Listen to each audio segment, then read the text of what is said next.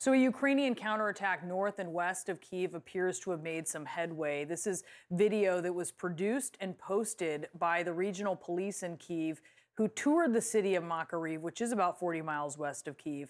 Makariv appears to have been deserted by Russian forces, though Ukrainian forces say it is still being hit by Russian artillery.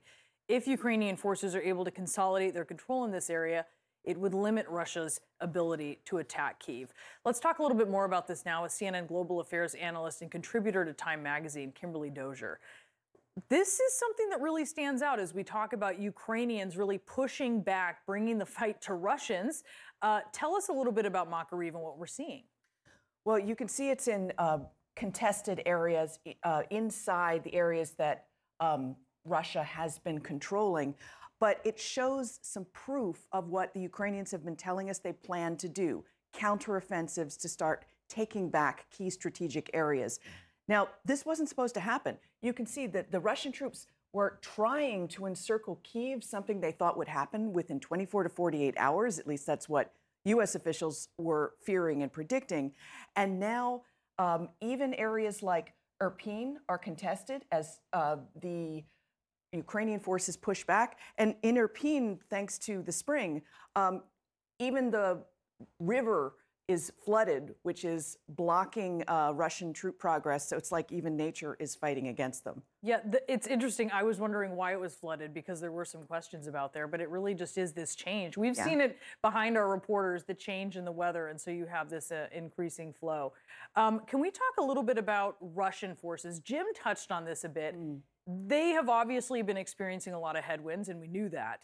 Now they're experiencing frostbite. Yes, we've been hearing from Ukrainian officials in their daily war reports that they're intercepting communications where the Russian troops say they're demoralized, they can't always pick up all their dead and wounded, and they don't have some of the basic supplies, some of the good medical care that U.S. troops are used to traveling with, and their logistics lines are still pretty terrible. So they're running out of food, depending on where you are located on the battlefield. This is the kind of thing that NATO worked with the Ukrainian military to fix. So what we see is the old way of fighting versus the new. Is this part of the reason why we're seeing Belarus considering at this point in time getting into the fight?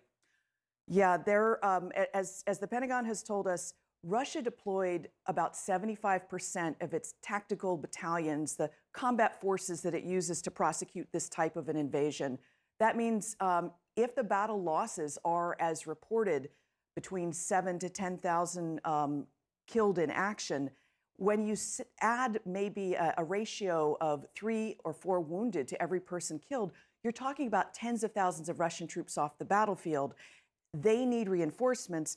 Belarus it shares a border with Ukraine. It's got a trained military that's already been drilling with the Russian military. So they know how to communicate with each other.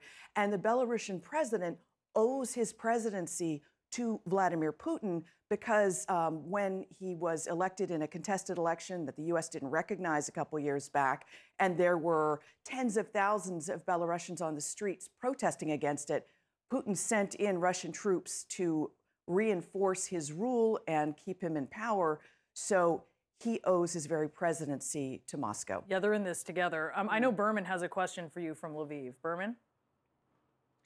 Yeah, Kim, I know you follow the United Kingdom Defense Ministry and the statements they make very closely. Over the last few hours, they've suggested, yes, while the Ukrainians are trying to mount these counteroffensive efforts, particularly around Kyiv, the Russians may be using this opportunity to regroup so that they can relaunch their efforts soon. And in addition to that, in the eastern part of the country, they continue to try to perhaps trap the Ukrainians in the Far East in an encircling maneuver there.